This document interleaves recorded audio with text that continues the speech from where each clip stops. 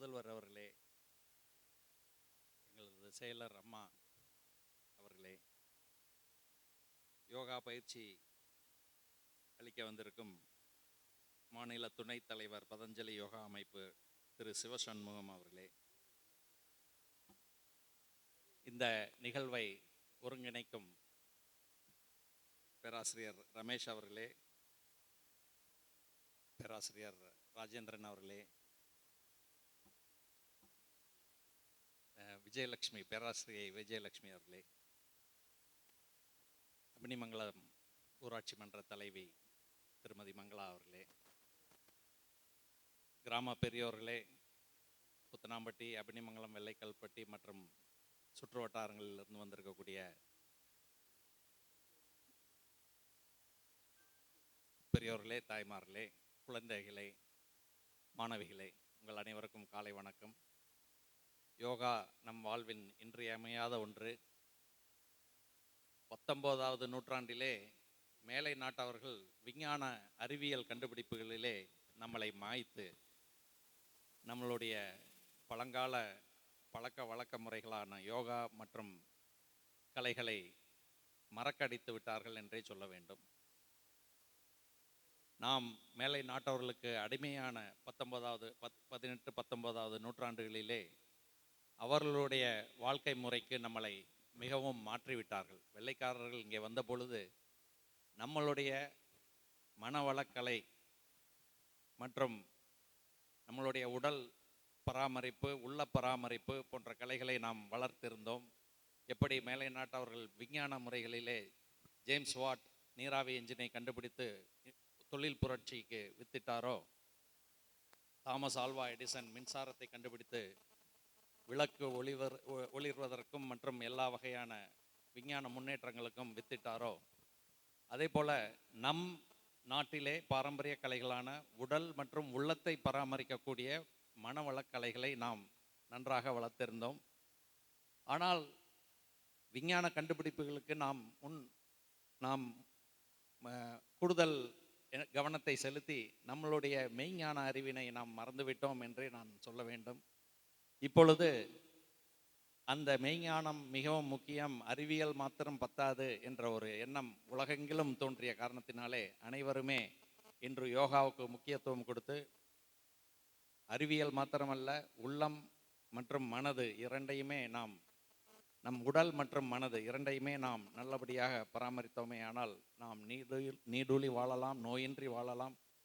அதற்கு மிக சிறந்த பயிற்சி யோகா பயிற்சி. அந்த பயிற்சியினை நாம் ஐயா அவர்கள் கூறியது போல தினம் தினம் நாம் செய்ய வேண்டும். அதற்காக நேரம் ஒதுக்க வேண்டும். அதனை நாம் பழகிக்கொள்ள வேண்டும். எந்த ஒரு உடல் அசைவுமே ஒரு வகையான யோகா தான். ஸோ அப்படி பார்த்தோமே ஆனால் அதில் கட்டுக்கடங்காத யோகாக்கள் நம்மிடம் இருக்கும். ஆனால் அவைகளெல்லாம் நெறிமுறைப்படுத்தி 200 வகையான அசைவுகளின் மூலம் உங்கள் உடலில் உள்ள ஒவ்வொரு பாகத்தையும் அசைய வைத்து அதனை நன்றாக செயல்பட வைப்பதற்கு ஒரு யோக கலையை நமது பதஞ்சலி யோகா அமைப்பு அவர்கள் ஏற்படுத்தி இருக்கின்றார்கள். ஆகவே அதனை முறைப்படுத்தி கொடுத்திருக்கும் அவர்களுக்கு நம்மளுடைய வாழ்த்துக்களை தெரிவித்து, இந்த யோகா தினத்திலே நாம் அனைவரும் நம் உடலும் உள்ளமும் தூய்மை பெற, வலிமை பெற இந்த யோகா நிகழ்ச்சியை சிறப்பாக செய்வோம், தொடர்ந்து செய்வோம் என்று உறுதி எடுத்துக்கொள்ளும்படி உங்கள் அனைவரையும் கேட்டுக்கொண்டு வாய்ப்பிற்கு நன்றி கூறி விடைபெறுகின்றேன். நன்றி.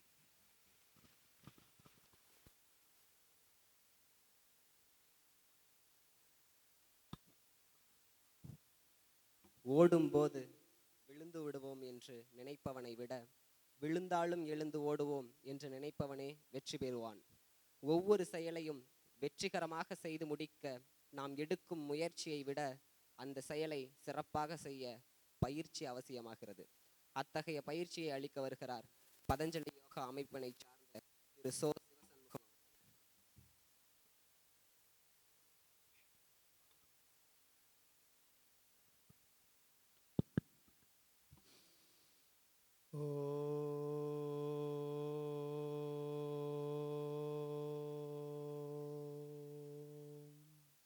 ஓம் அனைவருக்கும் வணக்கம். இந்த சர்வதேச யோகா தின விழாவிற்கு தலைமையேற்று நடத்தி கொண்டிருக்கின்ற கல்லூரி தலைவர் ஐயா பொன்னம்பலம் அவர்களே, திருமதி சிவனேஸ்வரி பொன்னம்பலம் அவர்களே, தலைவர் பொன் பாலசுப்ரமணியம் அவர்களே, கல்லூரி முதல்வர் அவர்களே, வரவேற்புரை வழங்கிய ரமேஷ் அவர்களே, நன்றியுரை வழங்க உள்ள விஜயலட்சுமி அவர்களே, அம்மணிமங்கலம் ஊராட்சி மன்ற தலைவர் அவர்களே மற்றும் திரளாக கலந்து கொண்டிருக்கிற பொதுமக்களே, மாணவ மாணாக்கர்களே, எனது அழைப்பை ஏற்று திருச்சியிலிருந்து வருகை புரிந்திருக்கும் எனது நண்பர்கள் என்ஜினியர்ஸ் திரு கண்ணன் அவர்களே, திரு நண்பர்களே, அனைவருக்கும் முதற்கண் வணக்கத்தை தெரிவித்துக் கொள்கிறேன். இன்று உலக யோகா தினத்தை உலகம் முழுக்க ஒரே முறையில் கொண்டாடி கொண்டிருக்கிறோம். அதாவது யோகா என்பது இந்தியாவினுடைய பிறப்பிடம். நமது பாரத பிரதமர் அவர்கள் மோடி அவர்கள் யோகாவின் மூலம்தான் இந்த நாட்டினுடைய நோயை போக்க முடியும், மருந்தினால் அல்ல என்ற உண்மையை உலகிற்கு புரிய வைத்து உலகில் உள்ள அனைத்து நாடுகளும் இதை ஏற்றுக்கொண்டு ஐநா சபையில் தீர்மானம் நிறைவேற்றி இன்று 2வது முறையாக இந்த யோகா நடந்து கொண்டிருக்கிறது. எங்களது யோகா குரு பாபா ராம்தேவ் அவர்கள் ஹரித்வாரில் ஆசிரமம் அமைத்து குறிப்பாக இந்தியாவின் பாரதத்தில் பிறந்த யார் ஒருவரும் நோயினால் 100 வயதிற்குள்ளாக இறக்கக்கூடாது. 100 வயது வரை நோய் இல்லாமல் அவர்கள் முழுமையாக வாழ வேண்டும். அந்த உத்தரவாதத்தை ஏற்படுத்த வேண்டும் என்பதற்காக 1995 ஹரித்வாரில் ஆசிரமம் அமைத்து அதன் மூலமாக ஒவ்வொரு கிராமத்திலும் இலவச யோகா வகுப்பு நடைபெற்று அந்த இலவச யோகா வகுப்பில் அனைவரும் கலந்து கொண்டு தினந்தோறும் பயிற்சி பண்ணி இதன் மூலமாக நோயே இல்லாத ஒரு பாரதத்தை உருவாக்கக்கூடிய பெருமுயற்சி எடுத்துக்கொண்டிருக்கிறார். அந்த முயற்சி வெற்றி பெறுவதற்கு நாம் அனைவரும் சேர்ந்து யோகா பண்ணினா மட்டும்தான் அதை வெற்றி அடைய முடியும். எனவே அந்த வெற்றி கண்டிப்பாக நாம் அடைவோம். நம் பாரதத்தை இன்னும் ஓராண்டுக்குள் எந்த ஒரு இறப்பும் 100 வயதிற்குள் இருக்கக்கூடாது. அனைவரும் ஆண்டவன் கொடுத்த வாழ்க்கை 100 வயதை முழுமையாக பூர்த்தி செய்து செய்வதற்கான சூழ்நிலையை இந்த யோகாவின் மூலமையாக ஏற்படுத்தி கொள்ள வேண்டும் என்று கேட்டுக்கொண்டு, குறிப்பாக நம்ம நாட்டில் ஒரே ஒரு விஷயம் என்னென்னா, இன்றைக்கி நோயை பற்றி சொல்லணும்னா எல்லாத்துக்குமே தெரியும்.